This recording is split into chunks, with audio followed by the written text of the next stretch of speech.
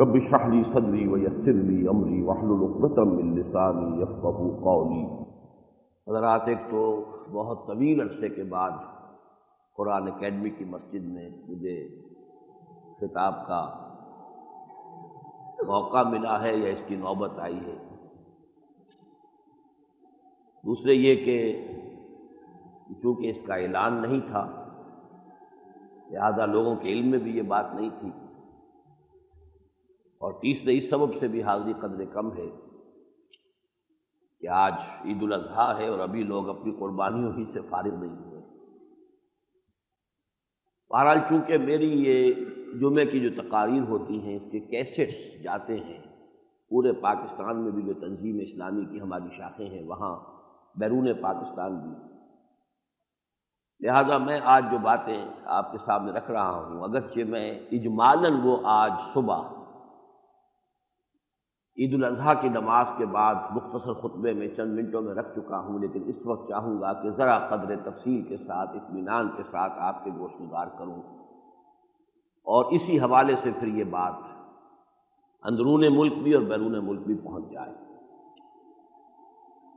میں نے اس وقت سورہ حج کی 11 آیات کی کٹواں تلاوت کی ہے، ٹکڑے ٹکڑے بیچ میں سے چھوڑ دیے ہیں وقت کی کمی کے پیش نظر، اور جوڑنے کے لیے ہی پھر الفاظ آپ نے بار بار سنے ہوں گے، الی قولہ تعالی۔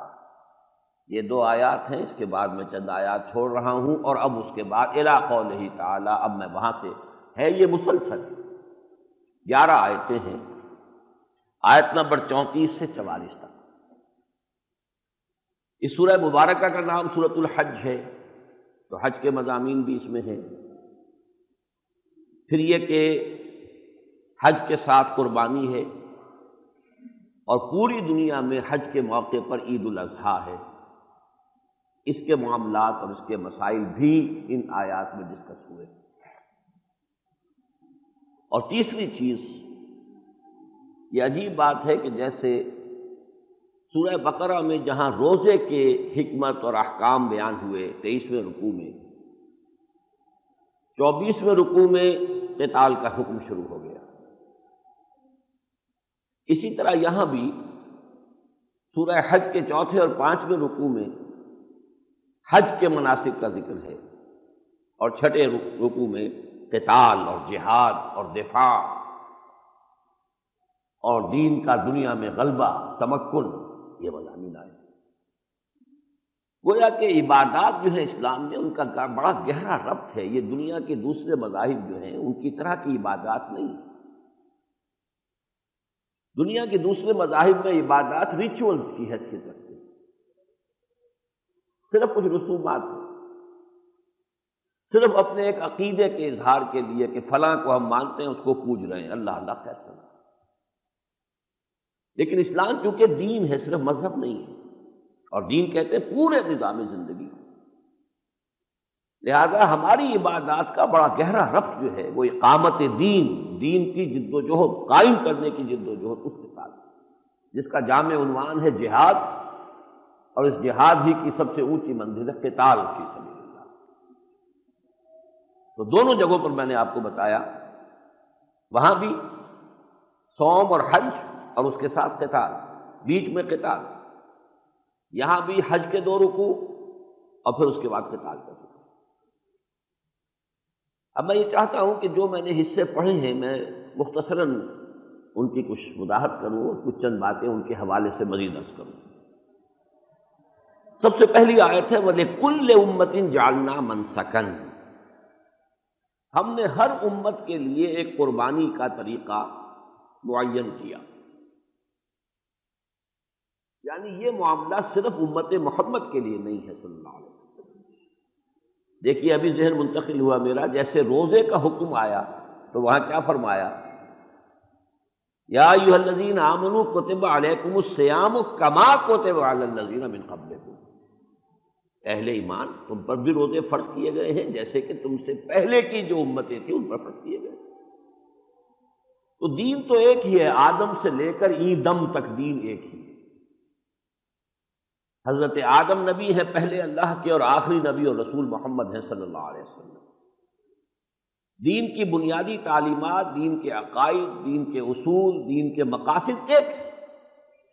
ہاں شریعت میں، احکام میں تفصیلی جو صورتیں ہیں، نماز ان کے ہاں کسی اور طرح تھی، ہمارے ہاں کسی اور طرح ہے، روزہ ان کے ہاں کچھ اور شدید تھا، ہمارے ہاں نسبتاً آسان ہے، وغیرہ وغیرہ۔ لیکن یہ کہ اصولی طور پر یہ عبادات بھی تمام ہی جو شرائع سماویہ نہیں ہیں، تمام ہی جو دین آئے ہیں آسمانی، ان میں شامل ہیں۔ وَلِكُلِّ أُمَّةٍ جَعَلْنَا مَنْسَكًا، ہر ایک امت کے لیے ہم نے قربانی کا ایک طریقہ مقرر کیا۔ لِيَذْكُرُوا اسْمَ اللَّهِ عَلَىٰ مَا رَزَقَهُم مِّن بَهِيمَةِ الْأَنْعَامِ۔ اب یہاں نسخ سے بھی بات کافی تھی، منسک سے بھی بات کافی واضح ہو گئی تھی قربانی، لیکن مزید وضاحت تاکہ وہ لوگ اللہ کا نام لیں ان چوپایوں پر جو ہم نے انہیں عطا کیے۔ من بہیمۃ الانعام، محض پیسے خرچ کر دینے تھے، خیرات کر دینے سے قربانی کا معاملہ پورا نہیں ہوتا۔ یہ تصورات ہمارے ہاں رہے ہیں، ایک دور میں بہت اچھل گئے تھے، منکرین حدیث، منکرین سنت، ملحدین، مادہ پرست لوگ، اتنا پیسہ خرچ ہو جاتا ہے، اتنا یہ ہو جاتا ہے، اس سے یہ کسی خیر کے کام میں لگ جائے، یتیم خانوں میں دے دیا جائے، یہاں ہو جائے وہاں ہو جائے، کیا فائدہ ہے اس کا؟ یہ جو قربانیاں ہم دیتے ہیں، یہ سب یا تو منکرین سنت اور منکرین حدیث کی طرف سے حملے ہوئے، یا پھر مادہ پرستانہ ذہن ہے، کیلکولیٹنگ مائنڈ ہے۔ تو کیلکولیٹنگ مائنڈ تو نماز کے بارے میں بھی سوچے گا کہ جو شخص 5 وقتہ نماز پڑھتا ہے 2-2.5 گھنٹے اس کے ضائع ہو جاتے ہیں 24 گھنٹوں میں، بلکہ اگر کہیں مسجد میں جا کر نماز پڑھنے کا عادی ہو تو شاید 3 گھنٹے بن جائیں گے 24 میں سے، اور ان کے خیال میں ضائع ہے، ان پروڈکٹیو۔ لیکن اگر انسان کو آپ سمجھیں کہ انسان صرف مادہ نہیں ہے، جسم نہیں ہے، اس کی روح بھی ہے، تب معلوم ہوگا کہ ہر شے کی اپنی جگہ قدر و قیمت ہے۔ اگر اسے غذا چاہیے تو اسے اس کی روح کے لیے بھی غذا چاہیے، اس کے جسم کو بھی غذا چاہیے، روح کے لیے بھی تغذیہ اور تقویت کی ضرورت ہے۔ لیکن جن کا رخ ایک طرف ہو گیا ہے، یک رخا ہے، یک چشم ہے، دجال کی طرح ایک آنکھ رہ گئی ہے، مادہ پرستی کی آنکھ ہے، روحانیت کی آنکھ بند ہو گئی ہے، انہیں تو یہ حقائق نظر نہیں آ سکتے۔ وَلِكُلِّ أُمَّةٍ جَعَلْنَا مَنْسَكًا لِيَذْكُرُوا اسْمَ اللَّهِ عَلَىٰ مَا رَزَقَهُم مِّن بَهِيمَةِ الْأَنْعَامِ۔ اس کے حوالے سے آج مجھے وہاں بھی شعر یاد آیا تھا، میں نے سنایا، یہاں بھی آپ کو سنا رہا ہوں، بڑا پیارا شعر ہے جو کافی ہمارے ہاں منکرین حدیث کی طرف سے شور اٹھا اور بڑے مضامین چلتے تھے۔ ایک زمانے میں اردو میں نماز پڑھنی شروع کر دی تھی ایک صاحب نے، اسی جگہ جہاں میں اب جمعے کا خطبہ دیتا ہوں اور ابھی عید پڑھا کے آیا ہوں، وہاں پر اردو میں نماز ہونی چاہیے۔ یہ چیزیں اٹھتی رہتی ہیں، لیکن بہت پیارا تبصرہ کیا اکبر الہ آبادی نے کہ ہر چند فلسفے کی چنا اور چنی رہی، لیکن خدا کی بات جہاں تھی وہیں رہی۔ فلسفے اٹھتے رہے، اٹھ کے مرتے رہے، ختم ہوتے رہے، یہ دین ثابت ہے، اب یہ ابدی دین ہے، یہ آخری دین ہے۔ حضور نے فرمایا انا آخر المرسلین وانتم آخر الامم، میں آخری رسول ہوں، تم آخری امت ہو۔ اس دین کے اندر یہ کہ دین کے ماننے والوں میں خرابیاں پیدا ہو جائیں، بے عملی پیدا ہو جائے، بد عملی پیدا ہو جائے، دین کو مست نہیں کیا جا سکے گا، اس کی حفاظت کا ذمہ اللہ نے لیا ہے۔ وَلِكُلِّ أُمَّةٍ جَعَلْنَا مَنْسَكًا لِيَذْكُرُوا اسْمَ اللَّهِ عَلَىٰ مَا رَزَقَهُم مِّن بَهِيمَةِ الْأَنْعَامِ۔ لیکن یہ تو اب ظاہر ہے، خون بہا دیا، جانور قربان کر دیا، اس کی اصل روح کیا ہے؟ فَإِلَٰهُكُمْ إِلَٰهٌ وَاحِدٌ، جان لو جو اصل شے ہے وہ توحید ہے۔ تمہارا الہ، تمہارا معبود ایک ہی الہ ہے، فَلَهُ أَسْلِمُوا، تو صرف اس کے لیے لپ سروس کافی نہیں ہے، ایاک نعبد و ایاک نستعین 1000 مرتبہ بھی کہہ دیں گے کافی نہیں ہوگا جب تک کہ فی الواقع اس کی اطاعت قبول نہ کرے۔ فَإِلَٰهُكُمْ إِلَٰهٌ وَاحِدٌ فَلَهُ أَسْلِمُوا، اس کے سامنے سر جھکاؤ، سر تسلیم خم کرو، اس کی اطاعت کرو، اس کے احکام پر عمل کرو، اس کی شریعت کو نافذ کرو۔ وَبَشِّرِ الْمُخْبِتِينَ، اور اے نبی جو لوگ واقعتاً اپنے آپ کو اللہ کے سامنے بچھا دیں، اخبار کا لفظ آتا ہے پست ہو جانے، تو بالکل پست ہو جائے، مطیع و منقاد ہو جائے اللہ کے سامنے، اے نبی ان کو بشارت دے دیجیے۔ اللہم ربنا اجعلنا منہم، اللہ تعالی ہم سب کو ان میں شامل ہونے کی توفیق عطا فرمائے۔ اس کے بعد 2 آیات چھوڑ کر میں اب آگے چل رہا ہوں، یہ اسی روح قربانی کے بارے میں مزید وضاحت کی۔ لن ینال اللہ لحومها ولا دماؤها، دیکھو تم نے جو قربانیاں دی ہیں، آج اب میں یوں کہہ رہا ہوں، مسجد دارالسلام میں کہا تھا جو قربانی ہم دیں گے، اب وہ دی جا چکی ہیں اکثر و بیشتر، ان کا نہ خون اللہ تک پہنچتا ہے اور نہ گوشت۔ خون بھی یہی کہیں جذب ہو جائے گا، پہلے ضائع ہو جاتا تھا، اب تو خیر اس کو استعمال بھی کر لیتے ہیں۔ اب تو یہ ہے کہ ایک بال بھی ضائع نہیں ہوتا، انتڑیوں سے بھی کچھ بن رہا ہے اور بالوں سے بھی کچھ بن رہا ہے، اور ہر شے جو ہے اس کی استعمال ہو رہی ہے، کوئی شے ضائع نہیں ہوتی، باقی گوشت کھایا پیا جاتا ہے، یہ اللہ کو نہیں جاتا۔ لن ینال اللہ لحومها ولا دماؤها، ایسا نہ ہو فارملزم جس کو کہتے ہیں کہ ریچولزم اور فارملزم نہ ہو جائے کہ تم کسی شے کے ظاہری صورت ہی کے ساتھ اپنے آپ کو باندھ لو، صورت بھی ضروری ہے، کوئی ایسنس، کوئی اسپرٹ اپنے ظہور کے لیے فارم چاہتی ہے، فارم کے بغیر اس کا ظہور نہیں ہوگا، لیکن اصل شے فارم نہیں ہوتی، بلکہ وہ روح، وہ جذبہ، وہ خیال، وہ ایسنس، وہ حقیقت۔ لہذا حقیقت پر نگاہ رکھو، لن ینال اللہ لحومها ولا دماؤها، یہ گوشت اور یہ خون جو ہے وہ اللہ کو نہیں پہنچتے، ولکن ینالہ التقوی منکم، ہاں اگر تقوی تمہارے اندر ہے تو یقیناً اللہ تک پہنچ جائے گا۔ اب یہاں میں ذرا ایک بات عرض کر دوں، تقوی کے بارے میں عام طور پہ ہمارا خیال یہ ہے کہ یہ ایک پیسو سی شے ہے، تقوی، بچنا، ڈر، خوف، اور بدقسمتی سے ہمارے ہاں چونکہ تقوی کا ترجمہ ڈر کر دیا جاتا ہے، ڈرو اللہ سے، اتقوا اللہ، ڈرو اللہ سے۔ انذار کا ترجمہ بھی یہی ہے، قم فانذر، اے نبی کھڑے ہو جاؤ ڈراؤ۔ یہ ڈرانے کا اتنا ہماری اردو زبان کے ترجموں میں اتنا غلبہ ہو گیا ہے کہ جس کی وجہ سے مستشرقین کو اور عیسائیوں کو ہم پر اعتراض کرنے کا موقع ملا اور حق حاصل ہو گیا کہ قرآن جو ہے وہ فیئر کمپلیکس کو زیادہ ابھارتا ہے، بجائے محبت کے اور بجائے اللہ تعالیٰ کے ساتھ اس کی جو جمالیاتی صفات ہیں، صفات جمال ہیں، اس کے حوالے سے ایک محبت ہو، ایک مثبت جذبہ ہو۔ یہ خوف کا جذبہ تو منفی جذبہ ہے، لیکن حقیقت میں یہ اس لیے ہے کہ ہم نے ترجموں کے اندر ایک ہی لفظ سیکھا ہوا ہے۔ تقویٰ اصل میں اس کیفیت کا نام ہے کہ جو ایمان کا لازمی نتیجہ ہے۔ اللہ پر ایمان ہے، وہ مجھے دیکھ رہا ہے، آخرت پر ایمان ہے، مرنے کے بعد اس کے حضور میں حاضر ہونا ہے، جواب دہی ہے، اس کا نتیجہ کیا ہوگا؟ پھونک پھونک کر قدم رکھنا، بچ بچ کر چلنا، پلے سیف۔ جیسے کہ حضرت ابی بن کعب نے وضاحت کی، حضرت عمر نے پوچھا، ابی بتائیے آپ تقویٰ کسے کہتے ہیں؟ اور یہ وہ صحابی ہیں جن کے بارے میں حضور کے الفاظ ہیں، اقرأہم ابی بن کعب، میرے صحابہ میں سب سے بڑے قاری اور قرآن کے عالم جو ہیں ابی بن کعب۔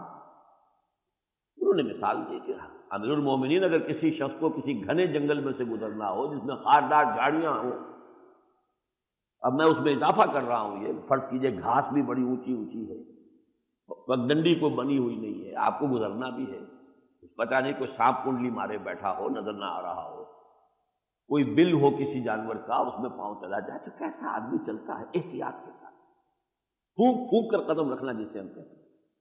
لو سانس بھی آہستہ کے نازک ہے، بہت کام آفاق کی اس کارگہ شیشہ گری کا۔ یہ کیفیت جو ہے تقویٰ۔ پھر اس تقویٰ کا ایک پہلو منفی ہے یا پیسو ہے یا انرٹ ہے، بچنا، اور اسی تقویٰ کی ایک کیفیت کیا ہے؟ یہ ہے ایکٹیو، آگے بڑھنے والا، ایگریسو، موٹیویٹنگ فورس۔ یہ سورہ مائدہ کی آیت نمبر 93 میں یہ لفظ اس معنی میں 3 دفعہ آیا ہے۔ وہاں تذکرہ ہو رہا ہے کہ جب شراب کا آخری حکم آیا، حرام ہے، نجس ہے، چھوڑ دو، تو صحابہ کو تشویش ہو گئی۔ ان میں ایسے بھی ہوں گے جنہیں 60 برس ہو گئے ہوں گے پیتے ہوئے، ان کے ہاں تو شراب ایسے ہی تھی جیسے کہ ویسٹرن سوسائٹی میں پینے کی چیز ہی شراب تھی، پانی تو دھونے ہونے کے کام آنے والی شے تھی، پینے کی شے تو وہ ہے۔ اب جن کی گھٹیوں میں پڑی ہوئی تھی اور انہوں نے کہا کہ ہمارے تو، میں آج کی اصطلاح استعمال کر رہا ہوں، ہمارا تو ایک ایک سیل جو ہے جسم کا وہ سیچوریٹڈ ہوگا شراب سے، تو ہم تو نجس ہو گئے مکمل، نجات کیسے ہو؟ تو ان کی اس تشویش کو دور کرنے کے لیے کہا گیا نہیں، اس آخری حکم سے پہلے جو کچھ تم کھا پی چکے ہو اس کے اوپر کوئی مؤاخذہ نہیں۔ لیس علی الذین آمنوا وعملوا الصالحات جناح فیما طعموا، جو لوگ ایمان اور عمل صالح کی روش اختیار کرتے ہیں ان پر کوئی حرج نہیں ہے جو کھا پی چکے۔ اذا متقوا وآمنوا وعملوا الصالحات ثم اتقوا وآمنوا ثم اتقوا واحسنوا واللہ یحب المحسنین، یہاں ثم اتقوا 3 مرتبہ۔ اگر ان کی روش یہ رہی ہے کہ انہوں نے تقوی اختیار کیا اور اللہ پر ایمان لائے اور عمل صالح کی روش اختیار کی، پھر اور تقوی اختیار کیا، اب ایمان حقیقی یقین والا ایمان جو کہ ان کا حال بن جائے، قال نہ رہے حال بن جائے، اور پھر مزید تقوی ہوا اور وہ درجہ احسان پر فائز ہو گئے، واللہ یحب المحسنین۔ تو اس آیت میں دیکھیے تکرار، اذا متقوا وآمنوا وعملوا الصالحات ثم اتقوا وآمنوا ثم اتقوا واحسنوا واللہ یحب المحسنین، یہ ہے تقوی۔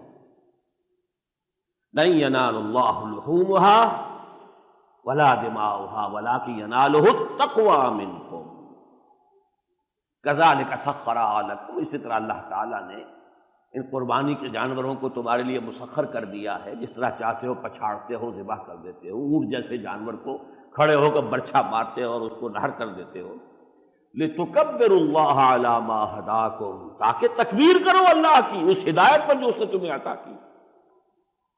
یہاں بھی تکبیر کے 2 معنی ہے، تکبیر کے معنی اللہ اکبر کہنا بھی ہے، اس پر تو ہم نے عمل کیا، 6 اضافی تکبیرات کے ساتھ 2 رکعتیں ادا کی کہ نہیں؟ پھر جاتے آتے اللہ اکبر لا الہ الا اللہ اللہ اکبر وللہ الحمد۔ ہونا تو یہ چاہیے کہ معاشرہ جو ہے مسلمانوں کا گونج اٹھے، وہ تو یہ کہ نہیں ہے ہمیں یہ چیزیں معلوم کہ کیا آداب ہیں۔ بہرحال اس وقت میں اس میں بخصت نہیں کر سکتا، تو تکبیر کی ایک شکل تو یہ ہو گئی اللہ کی تکبیر کہنا۔ تکبیر کے معنی اصل میں کسی کو بڑا بنانا، اللہ کو بڑا بناؤ۔ آپ کہیں گے کفریہ کلمہ ہے، اللہ کو ہم کیسے بڑا بنائیں؟ بڑا بناؤ بھائی معنی کہ اس کی بڑائی نافذ کرو۔ اس کی بڑائی تو صرف مسجد میں ہے، اس کے سامنے جھک گئے، رکوع کر لیا، سجدہ کر لیا، اس کے حکم کے مطابق جو ہے نماز پڑھ لی، اس کے رسول کی سنت کے مطابق نماز ادا کر لی۔ بینکوں میں بھی وہ بڑا ہے یا چھوٹا ہے؟ اس کا حکم چل رہا ہے وہاں، پارلیمنٹ پر اس کا حکم حافظ ہے، نافذ ہے، عدالتوں میں اس کا حکم نافذ ہے، تو بہت چھوٹا ہے۔ بلکہ برا نہ مانے یا اللہ کی شان میں گستاخی نہ ہو جائے، واقعہ یہ ہے کہ آج کی زندگی میں اللہ کو مسجدوں میں بند کر دیا گیا ہے، باہر مت نکلنا یہاں سے، ہماری شادی والی میں بھی مت آنا، ہم جو چاہیں گے کریں گے، ہمارے رواجات وغیرہ کے بارے میں بھی کچھ نہ کہنا، وہ تو ہماری برادری کا معاملہ ہے، کاروبار کے بارے میں زبان نہ کھولنا، وہ ہمارا معاملہ ہے، وہ سود کے بغیر نہیں چل سکتا، بلڈنگیں بنانی ہیں سود کے بغیر نہیں بنتی ہیں، لہٰذا رہو مسجد کے اندر، ایاز قدر خود بشناس، اسی کو غنیمت سمجھو کہ رکوع و سجود سے ہو رہا ہے، یہ تصغیر ہوئی بھی ہے اللہ کی، اللہ کو چھوٹا بنایا ہوا ہے۔ بھلے تکبر اللہ ما علی اہداکم، اللہ کی تکبیر کرو، وبشر المحسنین، اور اے نبی محسنین کو بشارت دے دیجیے۔ اب دیکھیے نوٹ کیجیے، میں نے لفظ کیا تھا وہ آیت جو میں نے پڑھی آپ کو، آخری مقام کیا ہے؟ احسان۔ اذا اتقوا وآمنوا وعملوا الصالحات ثم اتقوا وآمنوا ثم اتقوا واحسنوا واللہ یحب المحسنین وبشر المحسنین۔ یہ ذکر تو ہو گیا قربانی کا، فوراً اس کے بعد آیت آ رہی ہے ان اللہ یدافع عن الذین آمنوا ان اللہ لا یحب کل خوان کفور۔ اللہ مدافعت فرماتا ہے اہل ایمان کی جانب سے، دیکھیے دو چیزیں ہیں، دفاع اور جنگ. ایک دفاعی جنگ ہے اور ایک جنگ آگے بڑھ کر نہیں ہے. Offence is the best defence. آگے بڑھ کر آپ کو اس مقام پر دونوں چیزیں ملیں گی. یہ واحد مقام ہے جہاں لفظ دفاع اس مفہوم میں آیا ہے قتال سے پہلے. اگلی آیت ہے اوزن للذین یقاتلون بانہم ظلموا وان اللہ علی نصرہم لقدیر. لیکن پہلے لفظ آیا دفاع. ان اللہ یدافع عن الذین آمنوا. اللہ تعالیٰ اہل ایمان کی جانب سے خود دفاع کرے گا، لیکن اہل ایمان بن تو لو. غریبانوں میں جھانکو، یقین ہے یا صرف ایک ریشیل کریڈ ہے؟ پھر میں کہہ رہا ہوں کہیں آپ سمجھے گستاخی ہو رہی ہے. ان ہی الا اسماء سمیتموها انتم وآباؤکم. قرآن مجید نے کہا سورۃ النجم میں کہ اے عرب کے لوگوں تم نے یہ نام رکھ لیے ہیں لات عزا منات، ان کی کوئی حقیقت نہیں. اللہ نے ان کے لیے کوئی سند نہیں اتاری. برا نہ مانے، ہم میں سے بھی اکثر نے کچھ نام سیکھ لیے، اللہ، رسول، محمد، قرآن، جنت، دوزخ، آخرت، فرشتہ جبرائیل، نام سیکھے. ان حقائق پر یقین ہے. یقین پیدا کرے ناداں، یقین سے ہاتھ آتی ہے وہ درویشی کے جس کے سامنے جھکتی ہے فقوری. تو تقویٰ کو سمجھ لیجئے. میں آپ سے عرض کر رہا تھا ایک پیسو تقویٰ، ایک ایکٹیو تقویٰ ہے. ایکٹیو تقویٰ یہ ہے تکبیر رب کے لیے میدان میں آؤ، باطل کو للکارو، اور جانوروں کی قربانی صرف علامت ہے، اپنی جانیں قربان کرنے کے لیے تیار ہو. سمجھ رہے ہیں آپ میری بات کو؟ کیوں یہ ربط ہے؟ جانوروں کی قربانی کے فوراً بعد دفاع اور قتال کی بحث کو آ گئی. جانور قربان کرو، لیکن یہ کہ اصل تو مطلوب ہے اپنے آپ کو قربان کرنا. پہلے اپنی خواہشات کو قربان کرنا ہوگا، اپنی امنگوں کے گلوں پر چھری پھیرنی ہوگی، اپنے کیریئرز اور بزنس اور پروفیشنز ان کی قربانی دینی ہوگی، اور تیار رہنا ہوگا اپنی جان کی قربانی دینے کے لیے. تب اللہ کا دین غالب ہوگا، تب تکبیر رب ہوگی. ٹھنڈے ٹھنڈے تکبیر رب ہوتی تو سینکڑوں صحابہ کی جان کا نذرانہ محمد رسول اللہ پیش نہ کرتے. ٹھنڈے ٹھنڈے. کچھ کے خیال میں صرف واعظ سے ہو جائے گا کام، دعوت و تبلیغی سے کام ہو جائے گا. کچھ نے الیکشن کو پکڑا ہوا اس سے کام ہو جائے گا. ان سے ہونے والے کام نہیں ہیں. یہ قربانی چاہتا ہے. چنا خدا نگہ داری کے بائیں بے نیازی ہا، شہادت بر وجود خود ز خون دوست خواہی. اقبال کے دو شعر بڑے عجیب ہیں. اے اللہ تو اتنا بے نیاز بھی بہت ہے، بے نیاز ہے. بائیں بے نیازی ہا، پھر بھی تجھے اپنی ذات کا اتنا خیال ہے. خود نگہداری اس درجے کی ہے کہ تو چاہتا ہے کہ تیرے دوست اپنے خون سے تیرے لیے شہادت دیں. چنا خود را نگہداری کہ بائی بے نیازی ہا، شہادت بر وجود خود خون دوستاں. یہ حمزہ اللہ کے دوست تھے کہ نہیں؟ مصعب بن عمیر اللہ کے دوست تھے کہ نہیں؟ کوئی بڑا اولیاء ہوگا، اولیاء اللہ ہوں گے کوئی ان سے اونچے اولیاء. صحابہ سے بڑا کون ولی ہوگا؟ ہمارا ایمان ہے ادنا سے ادنا صحابی بھی بڑے سے بڑے ولی سے افضل ہے. انہوں نے جانے دی کہ نہیں؟ اور محمد سے بڑے کون ہوں گے صلی اللہ علیہ وسلم؟ ان کا خون بھی گرا کہ نہیں گرا؟ مکی دور میں بھی گرا، طائف کی مٹی میں جذب ہوا. مدنی دور میں تو فوارہ چھوٹا ہے خون کا. اتنا خون گیا ہے کہ ضعف کی وجہ سے بے ہوشی طاری ہوئی ہے. بہرحال اس ربط کو نوٹ کر لیجئے. ان اللہ یدافع عن الذین آمنوا ان اللہ لا یحب کل خوان کفور. اللہ تعالیٰ کو خائن اور ناشکرے پسند نہیں ہے. یہ لفظ کیوں جوڑ دیا یہاں پر؟ کوئی لفظ بے تعلق نہیں ہے یہاں. یہ نہ سمجھو اگر باطل کا غلبہ ہے فرض کیجئے تو اس کا مطلب اللہ کو باطل پسند ہے۔ اگر آج امریکہ کا غلبہ ہے دنیا پر تو امریکہ اللہ کا محبوب ہے۔ اگر یہودیوں کے ہاتھ میں ساری اکانومی پوری دنیا کی آ چکی ہے تو کیا یہودی اللہ کے محبوب ہیں؟ ان سے بڑا خوان، ان سے بڑا خائن، ان سے بڑا ناشکرا، ان سے بڑے کفار اور کون ہوں؟ لیکن یہ کہ اللہ کو پسند تو وہ نہیں ہے، لیکن اہل ایمان اگر خود ہی زمین کے اندر سر دبا کر بیٹھ جائیں، گردنیں جھکا کر بیٹھے ہوئے ہوں، ان کی ہمتیں جواب دیے پڑی ہوں، تو اللہ کو معجزے سے کرنا ہوتا تو اللہ آنے واحد میں سب کو ابو بکر صدیق بنا دیتا۔ اللہ کی قدرت سے بعید ہے؟ یہ تو تمہاری آزمائش ہے۔ میرا ایک کتاب ہے حج اور عید الاضحیٰ فلسفہ قربانی، میں نے اس میں حضرت ابراہیم علیہ السلام کی زندگی کا نقشہ پورا کھینچا ہے۔ مسلسل امتحان، اذ ابتلی ابراہیم ربہ بکلمات فاتمہن، بار بار امتحان، ایک کے بعد دوسرا، دوسرے کے بعد تیسرا، تیسرے کے بعد آخری امتحان 80 برس کا بوڑھا دعا کر کر کے ایک بیٹا لیا ہے، اور جب وہ بیٹا 13 برس کا ہوا ہے، 93 برس کا بوڑھا،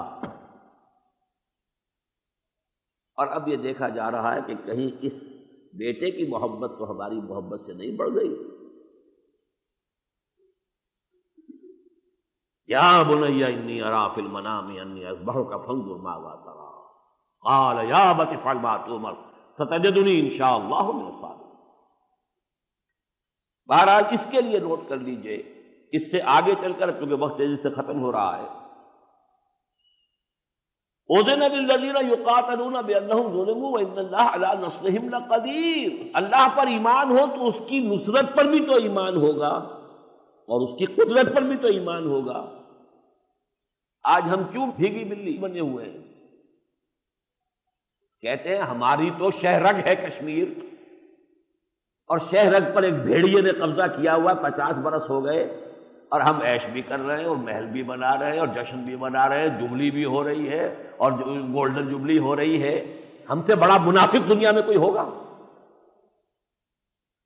شہرگ پہ ہاتھ پڑا ہوا ہو تو کمزور سے کمزور آدمی بھی مرنے مارنے پہ تیار ہو جاتا ہے، لیکن واقعہ جب مسلمان قوم ایمان سے خالی ہو جائے تو اس سے زیادہ ذلیل اور اس سے زیادہ کمزور اور اس سے زیادہ بزدل قوم کوئی نہیں۔ ضربت علیہم الذلۃ والمسکنۃ وباؤوا بغضب من اللہ۔ تمہاری شہرت قبضے میں ہے، اب وہاں کیا ہو رہا ہے؟ کوئی چلے گئے، کچھ نے چندے بھیج دیے، کچھ نے یہ کر دیا، بڑا تیر مارا، اپنے گرم کپڑے اتار کے دے دیے، بڑا کام ہو رہا ہے۔ اور حکومت کیا کر رہی ہے؟ ہر روز جھوٹ بول رہی ہے، ہمارا کوئی عمل دخل نہیں، ہمارا کوئی حصہ نہیں۔ اس سے اللہ کی نصرت کہیں قریب آ سکتی ہے؟ اللہ کی نصرت کو تو ہم دھکے دیتے ہیں، خود دفاع ہو جاؤ، we don't need you, we need America. اللہ کے خلاف تو اعلان جنگ ہے، وہ ختم کرنے کو ہم تیار نہیں، سودی کاروبار ترک کرنے کو تیار نہیں، تو اللہ اور اس کے رسول کے خلاف اعلان جنگ ہے تمہارا۔ اذن للذین یقاتلون بانہم ظلموا وان اللہ علی نصرہم لقدیر۔ اور اس کے بعد جو آیت کا ٹکڑا میں نے پڑھا تھا، اس سے زیادہ گاڑی آیت اللہ کی نصرت کے وعدے کی، اس سے زیادہ تاکیدی اور مؤکد صورت کوئی نہیں۔ وَلَيَنصُرَنَّ اللَّهُ مَن يَنصُرُهُ، اللہ لازماً مدد کرے گا ان کی جو اس کی مدد کرتے ہیں۔ تم اغیار کی چاکری کرو، اللہ کے دشمنوں کے ساتھ دوستیاں اور پینگیں بڑھاؤ، اور چاہو یہ کہ اللہ تمہاری مدد کرے۔ اللہ ایسا عاجز اور لاچار نہیں۔ تم بے غیرت ہو گئے ہو، تم یہ نہ سمجھو کہ اللہ بھی بے غیرت ہے، تم بے غیرت ہو۔ وَلَيَنصُرَنَّ اللَّهُ مَن يَنصُرُهُ، اللہ لازماً مدد کرے گا اس کی جو اس کی مدد کرتے ہیں۔ ان اللہ لقوی عزیز، یقیناً اللہ قوی ہے، توانا ہے، زبردست ہے، لیکن قلیلا ما تؤمنون، تمہیں تو ایمان ہے نہیں نا۔ تمہارا ایمان ہتھیاروں پر ہے، تمہارا ایمان F-16 پر ہے، تمہارا ایمان ان چیزوں پر ہے، اللہ پر کہا ہے الذین ان مکناہم فی الارض، یہ سارا چارٹر ہے ان کے بارے میں۔ اس آیات کے بارے میں ایک روایت موجود ہے حضرت عبداللہ ابن عباس کی رضی اللہ تعالی عنہما، یہ نازل ہوئی ہیں جب حضور جا رہے تھے مکے سے مدینے کی طرف اثناء سفر ہجرت میں یہ آیتیں نازل ہوئی۔ لہذا یہ آیت جو ہے یہ ایک طریقے کا یوں سمجھیے جدید اصطلاح میں مینیفیسٹو ہے محمد رسول اللہ صلی اللہ علیہ وسلم۔ جب یہ جائیں گے تمکن حاصل ہو جائے گا، غلبہ حاصل ہو جائے گا، حکومت بن جائے گی تو کیا کریں گے؟ مینیفیسٹو اسی کا نام ہوتا ہے نا۔ ہمیں اگر حکومت بنانے کا موقع مل گیا ہم یہ کریں گے اور یہ کریں گے، ٹیکسیشن پالیسی یوں بدل دیں گے، فلاں یوں کریں گے، یہ پیکیج دیں گے، یہ کریں گے، یہی ہوگا۔ یہاں جو چارٹر ہے اور مینیفیسٹو ہے وہ کیا ہے؟ الذین ان مکناہم فی الارض اقاموا الصلاۃ وآتوا الزکاۃ وامروا بالمعروف ونہوا عن المنکر وللہ عاقبۃ الامور۔ وہ لوگ کہ جنہیں ہم اگر زمین میں تمکن عطا کر دیں نماز قائم کریں گے۔ وقت نہیں ہے ورنہ میں عرض کرتا یہ جو نماز ہم پڑھتے ہیں نماز کا قیام نہیں ہے۔ ہم نے صرف یہ سمجھا ہوا ہے کہ نماز باجماعت پڑھ لی، وقت پر پڑھ لی، اذان ہو گئی، نماز قائم ہو گئی، نہیں۔ نماز کا نظام جب تک ریاست کے نظام کے ساتھ منسلک نہ ہو جائے وہ اقامت صلاۃ نہیں ہے۔ امیر المومنین نماز پڑھائے گا مدینے میں، وہ 2 ٹکے کا مولوی نہیں پڑھائے گا، چاہے آپ نے اسے 20واں گریڈ دے دیا وہ 2 ٹکے کا مولوی ہے، گریڈ آپ نے دے دیا اسے جو دے دیا۔ گورنر پڑھائے گا پروونشل کیپٹل کے اندر، اور جمعہ تو سرے سے ہے ہی نہیں، جمعہ تو سرکاری نظام کے ساتھ ہے۔ ہاں 5 وقتہ نمازیں مسجدوں میں جتنی چاہے آپ مسجدیں بنا لیں اور پڑھ لیں، اسلامی نظام میں جمعے کا کوئی سوال ریاست سے علیحدہ ہو کر نہیں ہے۔ وہ ہے اقامت الصلاۃ۔ وہ جو اقبال نے پھپتی چست کی تھی کہ قوم کیا چیز ہے، قوموں کی امامت کیا ہے، اس کو کیا سمجھیں یہ بیچارے 2 رکعت کے امام، ہم تو 2 رکعت کے امام ہیں اور ہماری حیثیت کیا ہے؟ چلیے ہم تنخواہ نہیں لیتے، یہ ہمارے لیے بڑا کوئی ایک اطمینان کی بات ہے، کچھ لوگ تنخواہ بھی لے لیتے ہیں، لیکن فرق کیا پڑتا ہے؟ وہ نماز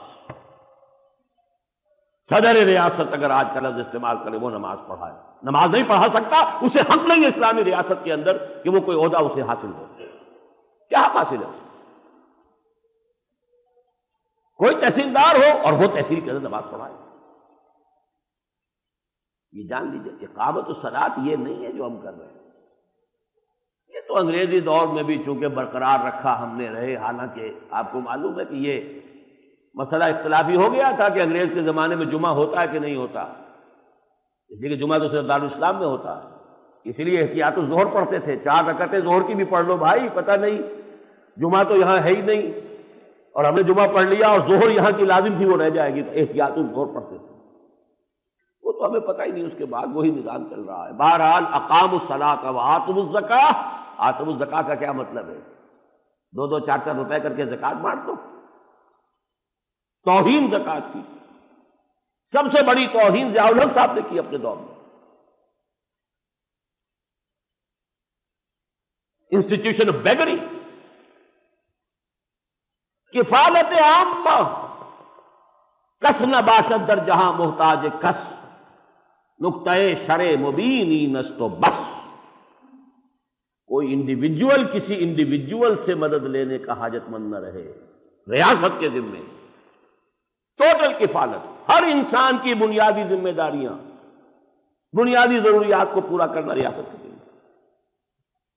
عمر فاروق نے فرمایا تھا کہ اگر کوئی کتا بھی بھوکا مر گیا دریائے فرات یا دجلہ کے کنارے تب بھی عمر ذمہ دار ہوگا قیامت میں۔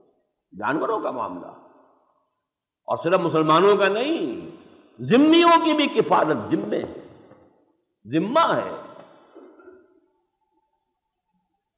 وَأَمَرُوا بِالْمَعْرُوفِ وَنَهَوْا عَنِ الْمُنكَرِ، نیکی کا حکم دے، بدی سے روکے۔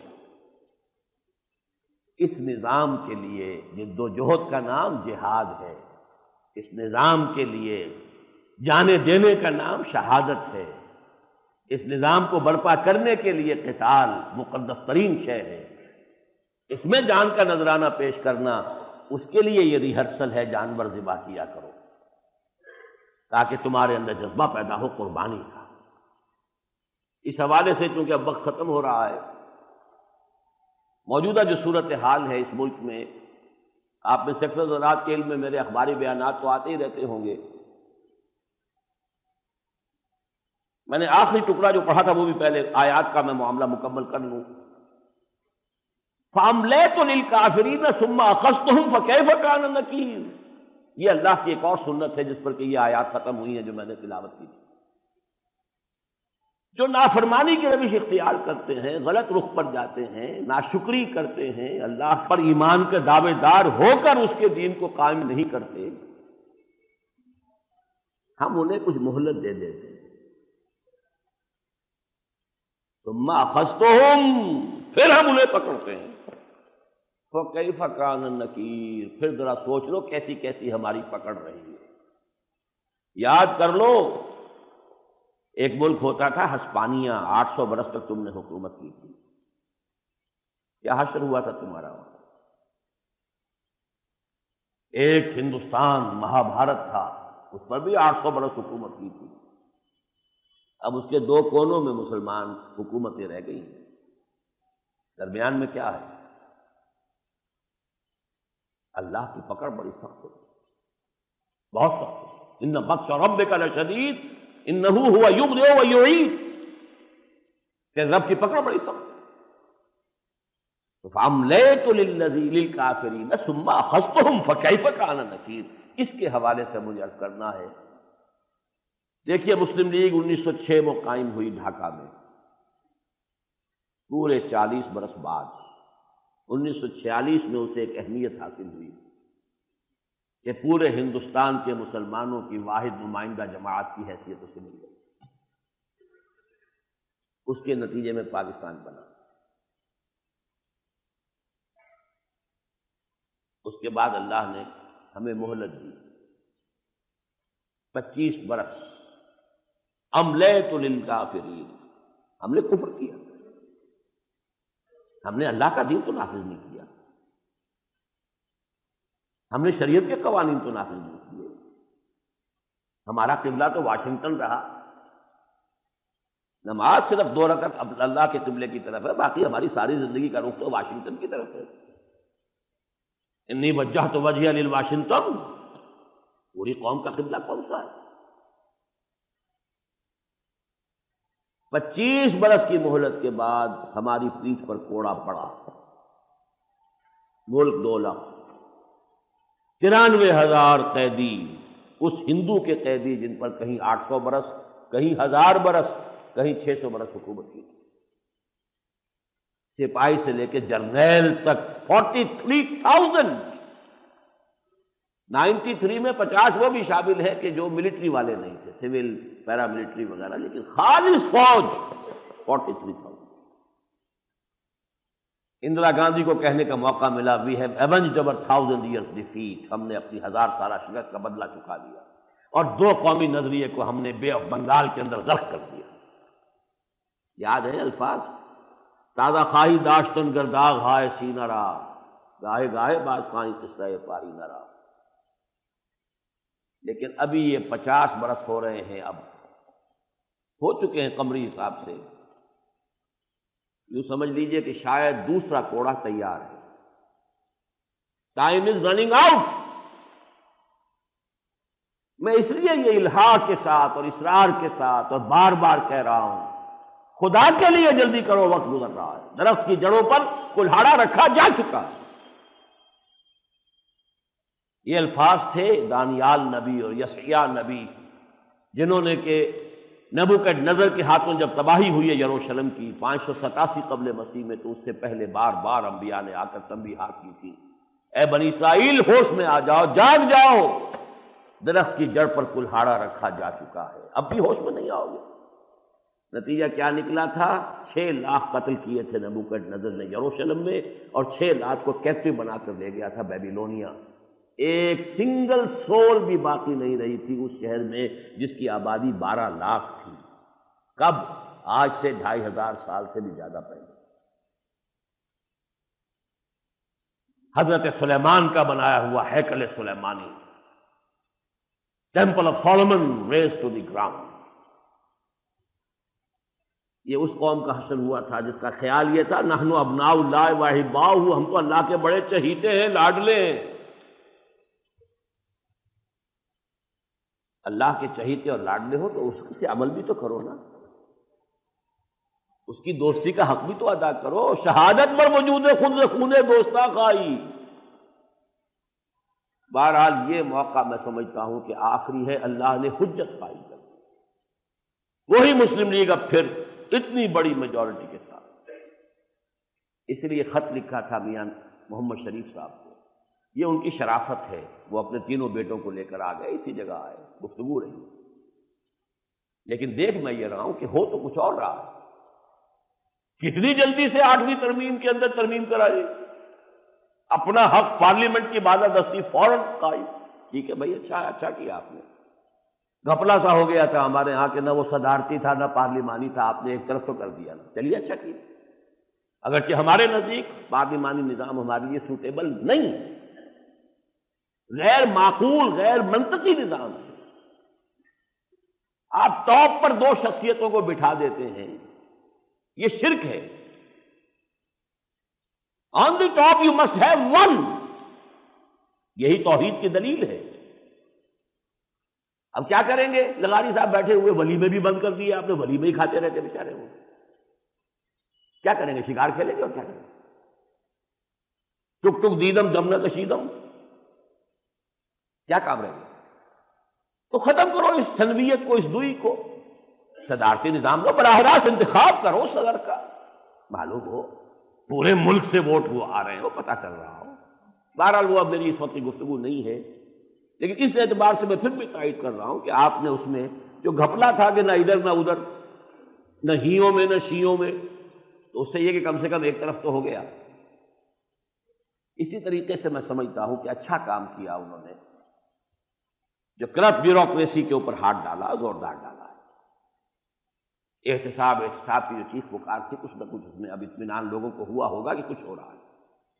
بھئی یہ ضرور ہے کہ کوئی غیر جانبداری ہے، رہنی چاہیے، جانبداری نہ ہو۔ میں یہ نہیں کہہ رہا کہ جانبداری ہے، مجھے نہیں معلوم، میرا اس حلقے سے تعلق نہیں، میں جانتا نہیں کون کن کے فیورٹ تھے اور کون کس کا جو ہے وہ سپورٹر ہے، لیکن اصولی طور پر یہ ہے کہ برابر ہونا چاہیے۔ اور تیسری خبر جو آج انہوں نے دی ہے نواز شریف صاحب نے، خوش آئند ہے کہ اب سیاست دانوں کے اوپر ہاتھ پڑے، یہ کام اچھے ہیں، ہم تائید کر رہے ہیں۔ بلکہ میں گیا تھا قاضی حسین احمد صاحب سے ملاقات کے لیے، اپنا پورا وفد 10 افراد کا لے کر گیا تھا، ہماری پوری مجلس عاملہ گئی تھی۔ ہم نے کہا تھا میں 2 باتوں کے لیے آیا ہوں، ایک مثبت ہے ایک منفی ہے۔ مثبت تو یہ ہے کہ جو ہم نے یہ ترمیم کا دستور میں ترامیم کی مہم شروع کی ہے، اس میں آپ ہمارا ساتھ دیجیے۔ یہ قرارداد مقاصد بھی دستور میں 2A ہے اور ایسی شٹیں بھی ہے کہ جو اس کے منافی ہیں۔ ایک عجیب گپلا بنا ہوا، چوچو کا مربع وہاں بھی ہے، لہذا ہماری اکثر عدالتوں نے طے کر دیا قرارداد مقاصد کی کوئی حیثیت نہیں ہے دستور، اس پر پورا مضمون ہم نے چھاپا ہے ندائے خلافت کے اندر جسٹس تنزیل الرحمان صاحب کا، اور جب جسٹس صاحب آ بھی رہے ہیں اب انشاءاللہ تعالی، پرسوں آئیں گے، 2 روزہ جو پروگرام ہمارا ہو رہا ہے۔ بہرحال اس کو نوٹ کر لیجئے کہ میں نے ان سے یہ کہا تھا کہ اس میں ساتھ دیں، انہوں نے ہمارے اس کارڈ کے اوپر دستخط کیے، بلکہ سب کے ان کے لوگ اور 2 نائب امراء بھی تھے، سب نے بھی سائن کر کے کارڈ ہمیں دے دیے، وہ اب ہمارے پاس ہے۔ منفی بات میں نے یہ کہی تھی کہ یہ آٹے کا بحران اور یہ کوئی اور معاملہ، ان چیزوں کے اوپر آپ وقت ضائع نہ کریں، جمعے کی چھٹی یا یہ ان چیزوں پر وقت ضائع نہ کریں، اور قوم کا بھی وقت ضائع نہ کریں۔ یک درگیر و محکم گیر، ایک جگہ پر چوٹ مارو، اسٹرائک، تاکہ کچھ تو نتیجہ نکلے۔ یہ ڈسپرس کر دینا اپنی انرجیز کو ادھر ادھر، فائدہ نہیں۔ ان کا یہ بات بھی صحیح ہے آپ کی، اور ہم ایسا کوئی ارادہ نہیں رکھتے، ہم کوئی مہم نہیں چلائیں گے، اور مہم چلائیں گے تو کسی دینی ایشو پر میں نے کہا ٹھیک ہے۔ بہرحال یہ تو میرا موقف ہے کہ میں اس سیاسی لیڈر کی حیثیت سے بات نہیں کر رہا ہوں، نہ میرا اس میدان میں گزر ہے۔ لیکن سوال یہ کہ وہ قرآن و سنت کی بالا نسلی کی ہڈی کیوں اٹکی ہوئی ہے حلق کے اندر، وہ کیوں نہیں اتر رہی؟ وہ تو 3 سال پہلے کا بھی وعدہ تھا، جو وعدہ خلافی کی تھی آپ نے، اب بھی نہیں اتر رہی وہ۔ 2/3 میجورٹی، 2/3 کیا 4/5 میجورٹی ہوگی اب تو شاید، کیا رکاوٹ ہے؟ سود کو ختم کرنے میں کیا رکاوٹ ہے؟ اب ایک کمیٹی بنا دی، 10 سال سے کام ہو رہا ہے۔ سن 81 کے اندر گورنر اسٹیٹ بینک نے پورا جو ہے نافذ کر دیا تھا سرکولر کہ فلاں فلاں چیزوں کے اندر انویسٹمنٹ کر سکتا بینک، اور کسی میں نہیں کر سکتا۔ بھائی وہاں تک تو آؤ خدا کے بندو۔ پوری دنیا میں جو انٹرسٹ فری بینکنگ ہو رہی ہے، ابھی کل میرے پاس ایک صاحب آئے ہوئے تھے کویت سے، 15 سال سے وہ وہاں کام کر رہے ہیں، وہ کہتے ہیں کہ ہم نے تو بینک چلا دیا ہے اس پر۔ اگرچہ میرے نزدیک 2 چیزیں ایسی ہیں اس میں کہ ان میں سود شامل ہے، لیکن یہ اصل میں وہ سود ہے جو خفی سود ہے، چھپا ہوا سود ہے، جو دور ملوکیت میں کچھ نقب لگا کر آ گیا ہماری فقہ کے اندر، بیع مرابحہ اور بیع مؤجل۔ لیکن میں کہتا ہوں اس کے علاوہ جو مین سود ہے، بڑا سود ہے، جلی سود ہے، اڑیا سود ہے، وہ تو ختم کیا انہوں نے۔ آج آپ کو پہلا قدم تو نہیں اٹھانے چلے ہیں، قوم کو دھوکہ دینا چاہتے ہیں کہ ہم نے کمیٹی بنا دی ہے زاہد ظفر الحق صاحب کی صدارت کے اندر، اور پوری تقریر میں 2 جملے کہہ کر بات ختم۔ اگر یہ واقعتاً اللہ اور اس کے رسول سے جنگ ہے تو پہلی پرائرٹی یہ ہونی چاہیے۔ یہ چیزیں ہیں کہ جس کے ضمن میں نے آج خاص طور پر کہہ کر یہ اپنا خطاب آج یہاں رکھا ہے کہ آپ کو بھی اس مہم میں شریک کروں۔ دیکھیے نواز شریف صاحب یہ کام نہیں کرتے تو کیا صرف وہی اللہ کے ہاں ذمہ دار ہوں گے یا آپ بھی ہوں گے؟ آپ نے کچھ کہا، کچھ ہم سے کہا ہوتا، کچھ ہم سے سنا ہوتا، آپ کو ہوش بھی آیا کبھی کہ یہ بھی کام کرنے کا ہے؟ اپنا دھندا، اپنا کام، اپنی ملازمت، اپنی ہٹی، یہ سب کو یاد ہے۔ اس قوم کا، اس ملک کا، جس پر کہ عذاب الہی کا کوڑا کھڑا ہے، تن چکا ہے، فَفِرُّوا إِلَى اللَّهِ، دوڑو اللہ کی طرف۔ کیا بنگلہ دیش کا مسلمان آپ سے کم درجے کا مسلمان تھا؟ آپ سے بہتر مسلمان تھا۔ Average Bengali was a better practicing Muslim than average West Pakistani Muslim. کیا ہوا ان پر؟ تو کیا آپ پر نہیں آ سکتا؟ دیکھنا ان بستیوں کو تم کے ویراں ہو گئی، یہ محل آپ کے جن پر آپ نے بڑا جو ہے سنگ مرمر تھوپ تھوپ کر انہیں بڑا خوبصورت بنا رکھا ہے، یہ پتہ نہیں پھر کن کے کام آئیں گے۔ سکھا شاہی بھی اسی خطے میں رہ چکی ہے، تو ہوش میں آئیے، اس میں کچھ حصہ لینے کے لیے تیار۔ ہم نے ایک مہم شروع کی ہے، ابھی یہاں پر آپ کو شاید مل گیا ہو وہ لیفلیٹ، ایک پیکٹ تیار کیا ہے، خطبات خلافت میری کتاب اب دوبارہ چھپی ہے، ایک پہلا ایڈیشن ختم ہو گیا۔ لوگوں کو ایجوکیٹ تو کرنا ہے کہ اب خلافت ہوگی تو کیسی ہوگی، کیا شکل ہوگی، معاشی نظام کیا ہوگا، سماجی نظام کیا ہوگا، اسی طریقے سے کانسٹیٹیوشنل ڈھانچہ کیا ہوگا، یہ ساری چیزیں جو ہے دینی ہوں۔ ایجوکیٹ کیجئے، پڑھیے، آگے پھیلائیے۔ پھر ایک بڑی عمدہ کتاب عمران این حسین، وہ بھی آ رہے ہیں نیو یارک سے، ہمارا جو 2 روزہ پروگرام ہو رہا ہے اس کا آپ کو مل چکا ہے لیفلیٹ۔ ان کی کتاب ہے، انہوں نے 1924 میں جب استنبول میں خلافت ختم ہوئی ہے، مارچ 1924 میں، اس کے بعد سے جو کوششیں ہوئیں، پہلی کانفرنس، دوسری کانفرنس، قاہرہ کانفرنس، مکہ کانفرنس، کسی طرح ریسٹور کیا جائے خلافت کو، آج تک نہیں ہو سکی۔ لیکن لے دے کہ وہ ایک OIC جس کی ابھی سمٹ ہوئی تھی، یہ 1969 کے اندر جو ہے قائم ہوئی ہے رباط میں، تو یہ کتاب ہے جس میں انہوں نے پوری داستان لکھ دی ہے، استنبول سے رباط تک یہ امت کہاں اس کی کشتی حج کو لے کھاتی رہی ہے، کیا ہوتا رہا ہے۔ اس میں کچھ پردہ نشینوں کے بھی نام آتے ہیں، اس میں آل سعود کا کردار بھی سامنے آتا ہے کہ انگریز کے ایجنٹ تھے، 5000 پاؤنڈ ماہانہ لے رہا تھا عبدالعزیز ابن سعود۔ یہ ساری کہانیاں جو ہے آپ کو معلوم ہونی چاہیے تاریخ میں کیا ہو رہا ہے۔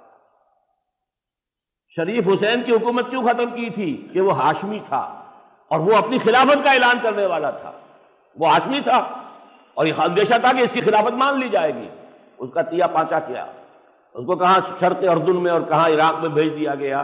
اس کا ایک پوتا تو اب بھی بیٹھا ہوا شرق اردن میں، ہاشمی، اس لیے اس کا تختہ الٹوایا گیا کہ یہ چونکہ نجدی ہیں، یہ ہاشمی نہیں ہے، یہ خلافت کا دعویٰ کر ہی نہیں سکتے، اور خلافت کو ختم کرنے کے لیے تو آٹومان امپائر ختم کی، اس کے بغیر اسرائیل قائم نہیں ہو سکتا تھا۔ یہ ساری چیزیں اب آپ کو کیا پتا، اپنا دھندا اپنی روٹی، اور اب تو آٹا بھی مہنگا ہے، ملتا بھی نہیں ہے، اس کے لیے اور بھی مشکل ہو گئی ہے ادھر ادھر سوچنے کی۔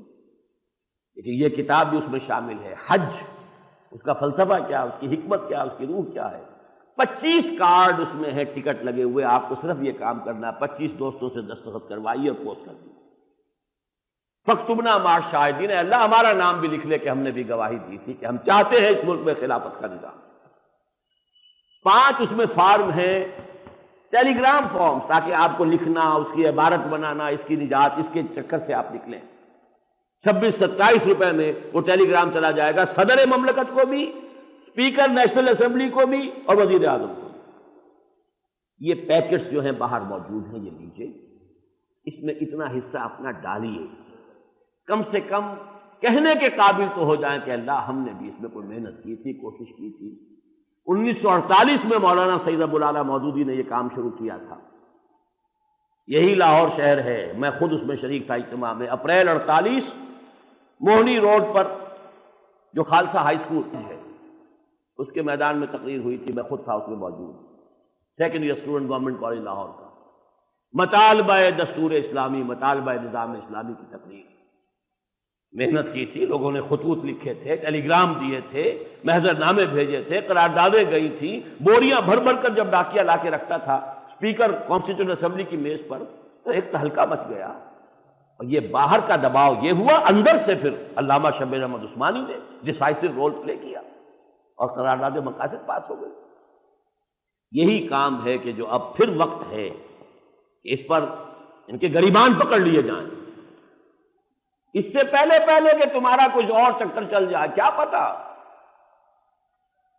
آفات آ رہی ہیں، مسائل آ رہے ہیں، مصائب آ رہی ہیں، بے عزتیاں ہو رہی ہیں، آپ کے ٹاپ کے جو ہے ایئر فورس کے آرمی آفیسر پکڑے جا رہے ہیں، یہ سب کچھ ہو رہا ہے۔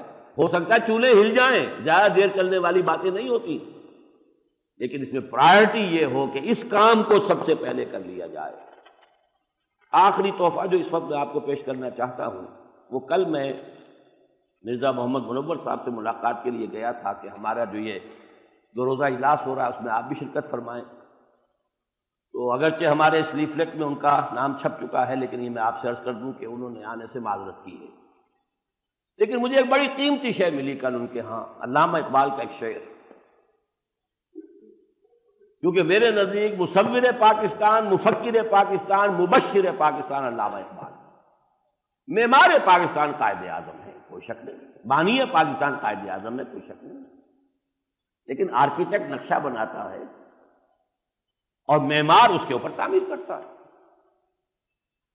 نقشہ دینے والا، فکر دینے والا، آئیڈیا دینے والا، تصویر گر اور اس کی بشارت دینے والا، اٹس دی ڈیسٹنی کہ ہندوستان کے شمال مغربی علاقے میں ایک آزاد مسلمان ریاست قائم ہوگی، یہ تقدیر ہے، یہ ڈیسٹنی ہے۔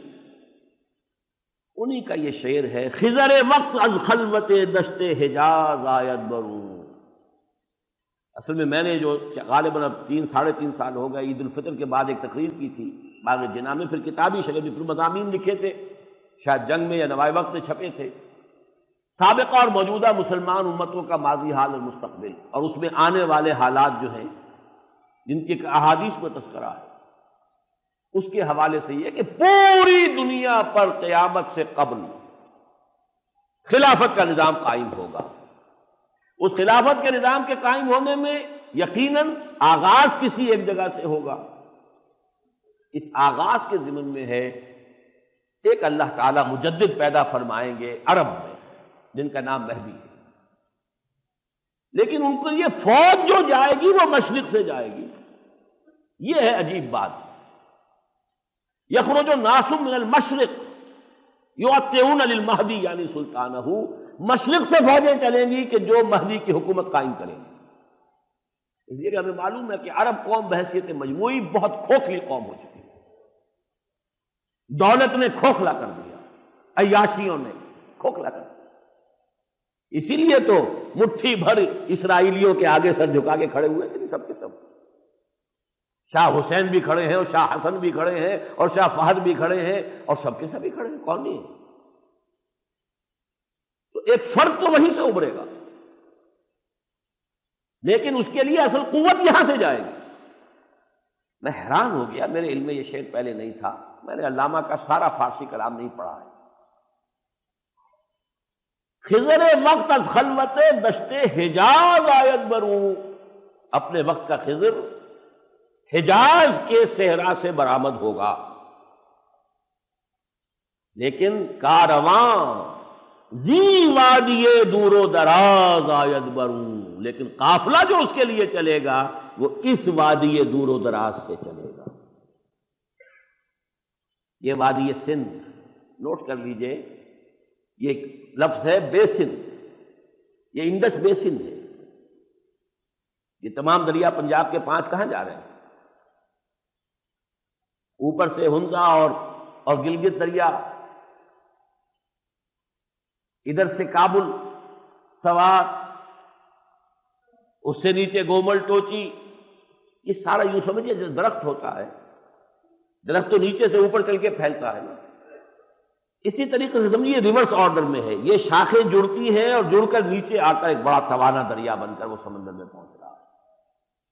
یہ وادی سندھ، ادھر بھی ادھر بھی، سندھ کے ادھر بھی سندھ کے ادھر بھی، جتنی ٹریبیوٹریز ہیں سندھ کی وہ خراسان کا علاقہ ہے.